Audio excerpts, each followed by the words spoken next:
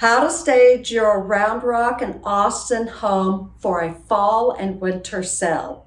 Fall and winter may not seem like the ideal time to sell your home. However, were you aware that 40% or better of the homes that are sold throughout the year are actually sold in the fall and winter time? First things first, you want to have great curb appeal. Best way to do that is start with hardy plants that are made to bloom and grow in the fall and winter time. And don't forget, make sure that your sidewalks and any kind of concrete areas are clear of falling leaves, as well as leaves picked up throughout the yard. Inside your home, create an inviting atmosphere. First thing is add extra lighting throughout the home if needed. That way it removes the dark corners throughout your home. Second, add some plush pillows or warm textures throughout the home to add that warmth into it, as well as making sure if you have a fireplace that it is the centerpiece.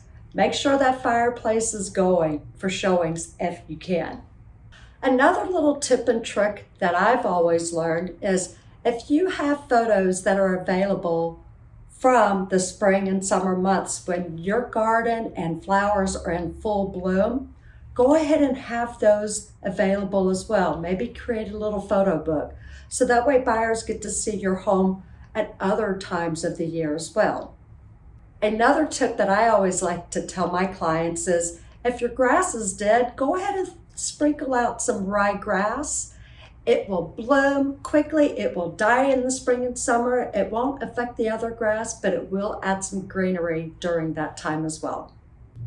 Thanksgiving and Christmas decorations can still be put out, but keep them neutral.